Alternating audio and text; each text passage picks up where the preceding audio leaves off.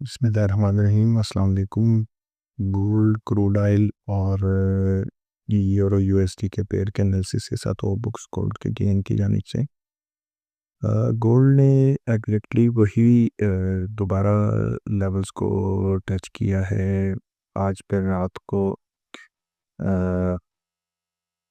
जो फ्राइडे की क्लोजिंग थी उसमें 50 की क्लोज आया था और सुबह अर्ली पहले सेशन में ही एक हाई बनाया है गोल्ड ने, जो 5072-73 जैसा हाई लगाकर उसके बाद तकरीबन $100 $90 की डिप ली है। अभी भी गोल्ड जो है वो $54 माइनस 5007 के लेवल के ऊपर जो है वो ट्रेड हो रहा है। एक अच्छी डिप बनी थी जिसमें 4983 4983 का लो लगे हैं और उसके बाद दोबारा इसने वहाँ से तकरीबन $25-26 की मूव बनाई है। सेम बैंड्स में ही ट्रेड हो रहे हैं और सेम ऊपर वाले लेवल हैं। नीचे जो सपोर्टिव रेंज आपको पिछली वीडियोस में बताई थी कि 4965 से लेके 4930 तक एक अच्छा बाइंग और सपोर्टिव एरिया है इसका, जिसमें बाइंग भी अटेम्प्ट की जा सकती है। और 4885 के स्टॉक्स आपको बताए थे कि मीडियम टू लॉन्ग टर्म में जो लोग काम करना चाहें वो इसको 4965 से लेके तो 4930 की रेंज भी इसको बाय करें और 4885 के स्ट्रिक्ट स्टॉप के साथ इसको ले सकते हैं। ये चीज़ माइंड में रखिएगा कि 4885 का बड़ा क्रूशल जगह है। अगर ये जगह ब्रेक होती है वो ये लेवल्स बनते हैं। अगर ये यहाँ से ब्रेक होता है तो अगर आप यहाँ पर एक गैप देखें कि ये फेयर वैल्यू गैप भी है जिसको ये फिल तो कर चुका था, लेकिन दोबारा इस एरिया को अगर रीटेस्ट करने के लिए घुसेगा तो ये जो कम से कम भी है तो 4885 से नीचे $100 नीचे का जा सकता है। ऊपर रेंज और रेजिस्टेंस की है वो थोड़ी सी, अगर इसका यहाँ से ये दो टॉप्स की ट्रेंड लाइन को अगर ड्रॉ करके एक्सटेंड करें तो यहाँ पर वैसे भी 50 SMA और 21 DMA की रेजिस्टेंस यहाँ पे 5040 से 5045 के लेवल पे, जो एक्चुअल रेजिस्टेंस है वो 5070 का लेवल है जिसको एक दफ़ा सुबह ये टच भी कर आया है। उसके बाद एक अच्छी डिप तकरीबन $85 to $90 की डिप लेकर दोबारा सस्टेन कर रहा है उन्हीं लेवल्स को। लेकिन ये यहाँ पर स्लगिश हो जाएगा क्योंकि यहाँ पर 21 DMA की रेजिस्टेंस है 5010 के लेवल पे। जिस तरह ये बारहा ये चीज़ बताई जा चुकी है कि 5110 और 5150 के बीच में बहुत बड़ा रेजिस्टेंस का एरिया बन रहा है। अगर ये एरिया क्रॉस कर जाता है तो गोल्ड माइट भी वैसे तो इमीडिएट टारगेट 5290 का है, जो ये एरिया ये वही रेंज है 5110 से 5150 के बीच में। ये जो दो ये हॉरिजॉन्टल लाइंस हैं ये मेजर मॉब है इसका। इसके ऊपर निकलता है तो 5290 नेक्स्ट टारगेट बनेगा, लेकिन यहाँ से निकलना अभी काफ़ी मुश्किल लग रहा है गोल्ड को, क्योंकि 5110 से ऊपर जो है इसमें काफ़ी बड़ी सेलिंग खड़ी हो जाती है और ये दोबारा इस एरिया की तरफ आ ही नहीं पाता। तो कीप इन माइंड आज के लिए बाइंग के लिए आप वेट करें 4965 से लेके तो 4930 के बीच में कहीं अच्छी मीडियम टू लॉन्ग टर्म के लिए बाइंग बन सकती है।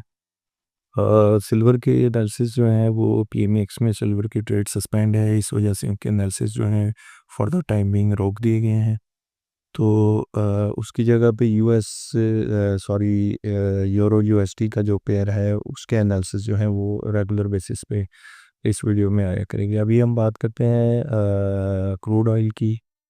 तो क्रूड ने भी अभी तक तो वो ऐसा ही लग रहा है कि ये लिक्विडेशन में गुजर रहा है, जिसकी रेंज तकरीबन 6210 से लेके तो 6330 के बीच में बन रही है। तकरीबन दो टॉप लगाए हैं इसने, एक तो आज मॉर्निंग में 6330 टच हुआ ओपनिंग के बाद, और एक टॉप जो इससे पहले लगा हुआ है वो 6327 का, मतलब कि सेम बैंड्स हैं, सेम एरिया है। 6330 का ये इसका ब्रेकआउट बनेगा, आज के दिन में निकला है, कल निकलता है अगर इस एरिया से बाहर 6330 से, तो नेक्स्ट टारगेट जो है वो तकरीबन 6390 से लेके तो 6430 के बीच में कहीं ये लेवल दिखा सकता है। नीचे काफ़ी दफ़ा डिप जब भी आई है उसमें अच्छी सपोर्ट मिलती रही है। 6230 से लेकर तो 6185 और 6130 ये सारे बाइंग लेवल्स बनेंगे। और 60-90 से नीचे इसको ट्रेड नहीं होना चाहिए। 60-90 से नीचे जो है इसका वो स्टॉप बन जाएगा। वो ये एरिया, ये जो ये वाइट कलर की हॉरिजॉन्टल लाइन लगी हुई है, ये एरिया नहीं चाहिए जहाँ पर ये कर्सर ऊपर है। ये 60-90 का एरिया है। ये ब्रेक होने का मतलब है कि ये दोबारा 56 और 57 के लेवल्स में जा सकता है। ये इसीलिए बड़ी सपोर्ट है कि यहाँ पर एक 200 डीएमए भी खड़ा है और 200 डीएमए की सपोर्ट भी यहाँ पे खड़ी हो सकती है। एक फैक्टर ऑफ फियर ज़रूर है कि ये जो ट्रेंड यहाँ पर बना है, इस एरिया को देखें तो ये ऐसे लग रहा था कि ये यहाँ पर कंसोलिडेट कर रहा है, बट ये कंसोलिडेशन नहीं, डिस्ट्रीब्यूशन फेज था और उसके बाद एक अच्छा हैंडसम डिक्लाइन आया। अब यही सीन इस एरिया में बनना शुरू हो गया है, जो ये इसमें लेकिन जो देखने वाली चीज़ है कि इसके स्पाइक्स अप साइड पे बन रहे थे और इसके स्पाइक्स डाउन साइड पे बन रहे हैं। और ये कंसोलिडेशन ही लग रही है निचले लेवल्स पे। अगर इस तरह का बिहेवियर अब शुरू हो जाए तो इसका मतलब यही होता है कि ये कंसोलिडेशन में है। और किसी टाइम ये इमीडिएट ब्रेकआउट का जो लेवल मैं आपको बता दूंगा 63 15 से 20 के बीच में, 63 63 10 15 अगर एरिया क्रॉस करता है तो नेक्स्ट टारगेट 64 के अराउंड मिल सकता है। तो इसमें भी ऑप्टिमिस्टिक रहिए और हर डिप को जो है वो बाइंग अपॉर्चुनिटी समझ के तो लें। सेट लेवल्स पे स्पेसिफिक लेवल्स के ऊपर बाइंग करें ताकि आपके लिए भी इजी रहेगा और ट्रेड लेनी आसान होगी और ट्रेड से एग्ज़िट करना आपके लिए इजी होगा।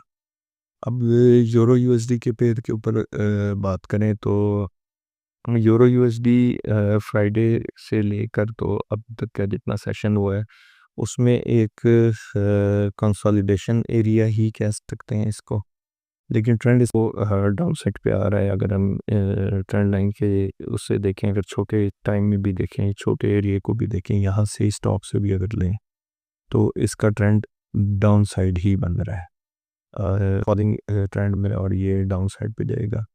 ब्रेक इसलिए नहीं हो रहा कि नीचे काफ़ी मजबूत सपोर्ट्स खड़ी हुई हैं। यहाँ पर एक 100 डीएमए है जो 1.1865 से लेकर और नीचे 50 एसएमए की सपोर्ट है 1.1856 तक, मतलब 1.1865 से लेके 1.1856 तक जो है ये मूविंग एवरेजेस की सपोर्ट है।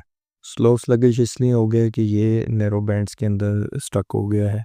ऊपर रेजिस्टेंस भी इसकी 1.1877 का एरिया है जो यहाँ पर सेलिंग आज के दिन में दी हुई है, जिससे ऊपर एक ट्रेंड लाइन की रेजिस्टेंस है जो 1.1887 का लेवल बना था।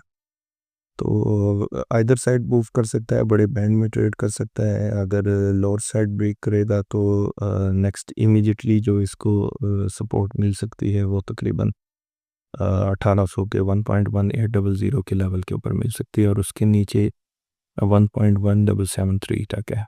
और ऊपर अगर ये एरिया आप इसको अगर नेट फिगर्स में देखें तो 1.1890 मतलब 1.1890 का लेवल के ऊपर ही सस्टेन करता है। तो माइंड में रखिएगा कि ये आराम से 1.1930 तक ये जा सकता है। इसमें भी ट्रेंड जो है वो स्लाइड सेल ऑन स्ट्रेंथ की तरफ ही जा रहा है कि जब बड़ा हुआ नज़र आए, ज़्यादा बढ़ता हुआ नज़र आए तो वहाँ पे सेल करें, ये दोबारा नीचे मिल सकता है। इसका ट्रेंड नेगेटिव ही लग रहा है। लेकिन ये है कि रेंज बाउंड हो गया है, नीचे सपोर्ट्स लेवल भी करीब आ गए हैं और ऊपर रेजिस्टेंस लेवल भी सर के ऊपर है, इसलिए इसकी मूवमेंट जो है वो छोटे बैंड्स में हो रही है। कंटिन्यूस एनालिसिस के लिए स्टे ट्यून्ड विद ओबॉक्स गोल्ड। अस्सलाम वालेकुम।